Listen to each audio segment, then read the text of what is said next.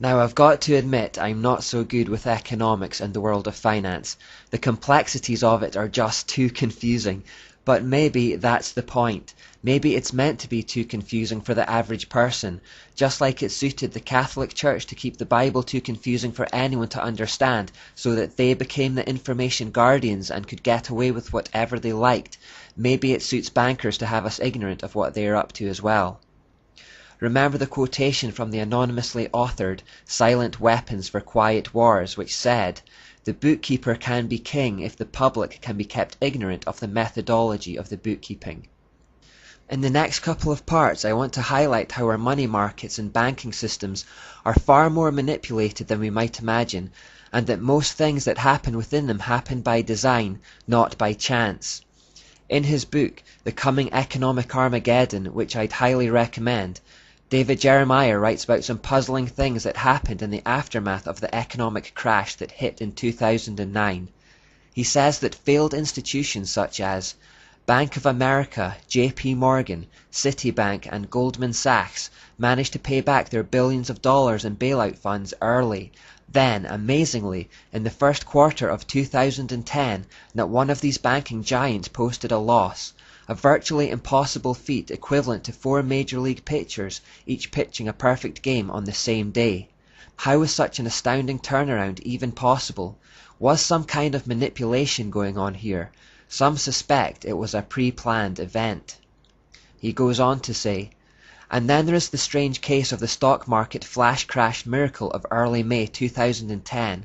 If you're a market watcher, you may have experienced simultaneously apoplexy and angina as the stock market took a frightening bungee ride that Thursday. Call it panic buying, a plunge, a market correction, or some other euphemism, the Dow Jones posted its greatest intraday loss since the crash of 1987. After 2:30 p.m., in just 5 minutes, the Dow dropped 400 to 800 points. It went on to lose nearly 1,000 points in that precipitous dive. At 2:40 p.m., the descent stopped with a curious and startling upward jerk, as if the bungee cord had reached its nadir and its rider was sent vaulting back up to the apex. By 3:40 p.m., the Dow had recovered 383.17 points, an almost miraculous recovery in less than an hour. A financial miracle? Maybe not. It would appear there might have been intervention by a behind-the-scenes committee. Again, this isn't my favorite subject, but the economy is so fundamental to what's happening in the world today that we need to cover it. Let's try to understand this a little bit by working through a timeline. Back during the French Revolution in 1790, a man called Mayer Rothschild lived in Frankfurt, Germany, which was the birthplace of the Illuminati, if you'll remember. It has been suggested that the Rothschild family were in fact the financial backers to Adam Weishaupt. The Rothschild family had become incredibly rich by lending money to royalty, particularly Prince William IX of Hesse-Hanau. They discovered that lending to governments and monarchies was far more profitable than lending to individuals. The loans were far bigger and they were secured against the taxes of the people, making them relatively risk-free. This practice gave Mayer Rothschild big ideas, and around that time he made the bold statement that if he could control a nation's money, he could control the nation, regardless of who the political leader was at the time. Just a year later, in 1791, he put his plans into effect by establishing the first bank of the United States. That bank was given a 20-year charter by the American government through a man called Alexander Hamilton, who had served in George Washington's cabinet. Mayer Rothschild also gave his son, Nathan, £20,000 to establish a central bank in London, England. This became known as the Bank of England. Another son, Jacob or James, was told to do the same in France. Another son, Kalman, set up one in Naples for Italy, and finally, Salomon was sent to do the same in Vienna. Remember John Robinson's word from Proofs of Conspiracy. The primary goal of the Illuminist is to get the possession of riches, power and influence without industry, i.e. without working for it. Well, that's basically what money lenders do. They create money out of thin air, lend it at interest and receive more back without any effort on their part. This is called usury. It was outlawed in the Bible, but today the entire economy is based on it. Let me try to explain. This is a moneylender called Meyer, and this is another guy called John. They live in a brand new country called Freeland. Meyer goes to the newly formed government of Freeland and asks to establish a central bank to issue the currency of the country. The central bank will be privately owned and run. The government agrees. Now John decides he wants to build a house here in Freeland, but no money exists yet, so he goes to Meyer, the central bank, and asks for 100 Freeland dollars to build it. Meyer gives him that $100 loan, which represents an immediate debt. That paper money basically says, you are in debt by this much. But on top of the $100, Meyer charges John a 10% interest rate which must be paid back over 10 years. That means that in total, John will have to work to pay back $158.40 over 10 years on the original principal debt of $100. The problem is, there's only $100 in circulation because that's all the Central Freeland Bank has printed. So how does John pay back $158.40 when there's only $100 in circulation? More money needs to be printed so that there's enough in circulation to cover the interest. So John goes back to the bank to ask them to print another $58.40 to loan him so that he can pay back the original debt. The bank conjures that $58.40 out of thin air and issues it to John, but at interest. They want 10% over 10 years on that money as well. So he's now in debt to the tune of $192.40. But there's only $158.40 in the system. So John goes back to ask for more to cover the shortfall again. They issue that at interest as well, and so on and so on. Under this system, there is never enough money in the system to pay off all debts. It keeps John in a perpetual state of debt to the bank. The only way he can meet his payments is if the bank issues more, which puts him further into debt. It's a spiral that grows exponentially and will eventually get out of control. John has to work harder and harder to generate more and more money without ever getting the benefit of it himself. The bank owns more and more of his labor, and more of his earnings are consumed by the repayments. Eventually John will fall into a state of exhaustion and will have to default on his loan, at which point the bank comes in and takes all his tangible assets, such as the house he has built and the land it sits on. So the bank has given out of this nothingness these pieces of paper or numbers on a computer screen that are worth nothing to John, and in return they have sucked up all his real, solid, tangible assets that have intrinsic worth. They have gained riches without industry, without working for it. In the process they have also made a slave out of John, who has worked all his days trying to keep up with repayments. They have been parasites on his life. They have been getting richer in the process and leaving him with less and less.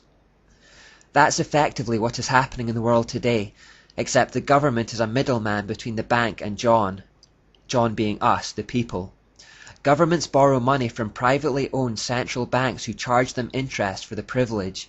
The governments are then instantly in debt, and because the debt has compound interest on it, they need the central bank to issue more money to cover that interest, which they do, also at interest, and the whole thing gets into a spiral. There is never enough money in the system, and there never can be. It was designed that way, because it means that way we can never be debt-free. Never being debt-free keeps us in slavery to the banks. The government then charges their citizens more and more tax to try and keep up with the interest payments to the banks. This means the citizens have to work harder and harder with less and less personal reward. With the sweat of their brow they generate goods and services to sell, only for increasing amounts of their income to be vacuumed up in taxes and debt repayments through the system to the central bank. The citizens become impoverished and enslaved, and the central bank grows wealthier and fatter. A two-tier system is created like that proposed by Plato. Those at the top get richer and the rest get poorer. In the meantime, as the debt spirals, we need to work more, sell more, generate more, consume more. Our businesses try to find new markets, expand into new territories, consuming and destroying more and more of the earth's resources on the way. People in the new markets might not need what we're selling, but we need to sell it to them, so we need to convince them that they need it. Consumerism and materialism spirals out of control. Adverts lie and tell us we need their thing to make us happy, and then when we buy it, they release a newer, better version a year later, and then they tell us we need that one instead. At times, the bank issues credit freely to encourage the spending spiral, and then, when they feel like it, when everyone is loaded with debt, they can contract the money supply, cause a depression in the economy which causes millions of citizens to default on home payments or car payments, all the stuff they've been buying but haven't really been able to afford, at which point the bank steps in and takes control of those hard, valuable assets, and the people are left in poverty. The endless growth that means new money has to be constantly pumped into the system also means the currency becomes increasingly worthless. This is called inflation. A couple of generations ago, one parent could go out to work and provide more than enough for a family of 5. Today, 2 parents working sometimes barely cover the cost of living. Nothing in nature indulges in endless growth like this except for cancer, and that is far from healthy. Left unchecked, it causes death to its host. Likewise, there is not a single civilization in history that based its economic system on usury that didn't collapse into an exhausted heap in the end. There is no escape from it. That will happen to us too. Our whole economic system is headed for a huge collapse, and when it does, the elite money men will step in to snap up the valuable resources and consolidate global assets in the hands of a few. This would create a global 2-tier system. What we have felt thus far are only tremors. There is something much bigger ahead. Remember the moment in Matthew 21 when Jesus arrived in the temple and found the moneylenders there. He got about as angry as Jesus is ever recorded to have been. He knocks over their tables and chases them out of there, calling them a den of thieves. That's what usury is. It's theft.